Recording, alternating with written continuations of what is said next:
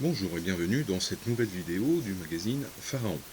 Tout d'abord, nos meilleurs vœux pour cette nouvelle année 2022. Alors, pour inaugurer cette nouvelle saison de Pharaon Magazine, nous vous proposons une nouvelle vidéo et on va parler quelques minutes du temple de millions d'années de Meremta. Alors, ce temple est peu connu parce que c'est vrai qu'il est extrêmement détruit et ce n'est pas le monument le plus connu et le plus visité de la rive ouest de Luxor. Alors ce temple en fait il se situe vraiment à côté des colosses de Memnon, donc sur la grande route de la rive du Nil jusqu'à Thèbes ouest, donc vous passez devant les colosses de Memnon, au carrefour vous prenez à droite, et en fait le temple il se trouve vraiment tout derrière, donc il est juste ici.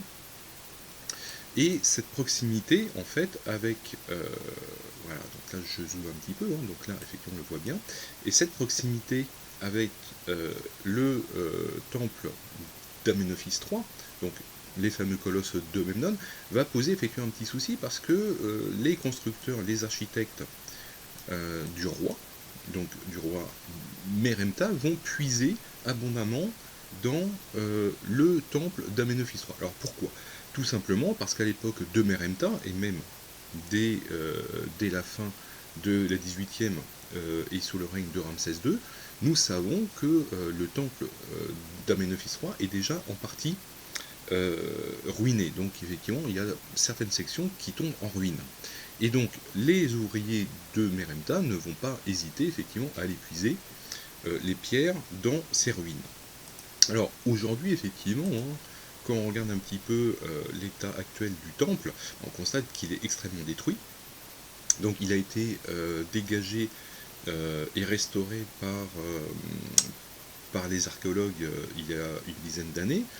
Donc voilà un petit peu l'état actuel du monument. Donc effectivement extrêmement détruit. Par contre on retrouve tous les critères, tous les éléments habituels d'un temple de millions d'années. Donc le temple proprement dit, les magasins économiques, donc le secteur économique, un petit palais royal qui se situe ici, un lac sacré, ici c'est le sanctuaire, et là c'est une sorte de petit musée en plein air, alors qui est plus ou moins ouvert selon la bonne volonté des gardiens.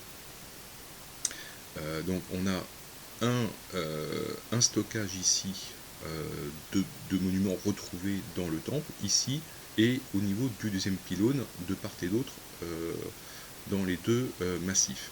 Alors c'est un temple effectivement extrêmement détruit, et d'ailleurs on le voit in situ. Et vraiment la caractéristique en fait de ce monument, c'est que, comme je l'ai dit, il est abondamment construit avec des pierres qui proviennent du temple tout proche d'Amenophis III. Alors on constate effectivement que ce réemploi va jusqu'aux monuments royaux, jusqu'aux stèles. Et la stèle la plus connue du temple de Meremta, c'est la stèle dite de la victoire, de l'an 5 de Meremta, où il cite effectivement le peuple d'Israël. Donc ça c'est l'original qui se situe au musée du Caire. Alors cette stèle a été retrouvée effectivement dans le temple de Meremta, mais il faut quand même savoir qu'initialement il s'agissait non pas d'une stèle de Meremta, mais une stèle d'Amenophis III, et d'ailleurs le texte d'Amenophis III est toujours conservé à l'arrière de la stèle. Alors, pour se prouver que le temple a été construit avec les blocs provenant du temple derrière les colosses de Memnon, en fait c'est très très simple, dans les magasins et dans le musée qui est malheureusement fermé depuis 2011, donc le petit musée de site, de nombreux blocs décorés, et qui conservent d'ailleurs leur couleur, montrent effectivement une qualité d'exécution absolument exceptionnelle, et on voit bien qu'on n'est pas dans le style de Meremta, mais vraiment dans le style de la 18e dynastie. Et là, c'est très très clair, Nemmatré, c'est un des noms d'Amenophis III. Donc là, effectivement, on a le cartouche de ce roi. Autre exemple, effectivement, extrêmement concret, voilà, donc là, on n'est pas du tout dans le style de Meremta, mais vraiment dans le style d'Amenophis III. Autre exemple, effectivement, du cartouche, qui a été à peine à peine maillefacé, hein, donc là on a toujours Amenophis III devant Amon, et avec les deux noms, donc le cartouche avec le nom d'Amenhotep et Nemmaatre effectivement à côté. Donc là on n'a aucun doute effectivement à avoir. Même dans la statuaire, hein, on a effectivement une constante, c'est la réutilisation de la statuaire assez massivement des colosses de Memnon, en fait du temple derrière le colosse de Memnon, et une grande partie des sphinx, hein, voire la totalité des sphinx, effectivement, ont été transférés du temple d'Amenophis III au temple de Meremta.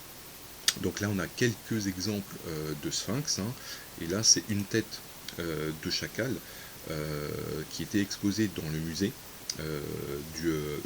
du temple, et pareil, on retrouve vraiment toute la finesse du style de la 18e et non pas du style de Meremta.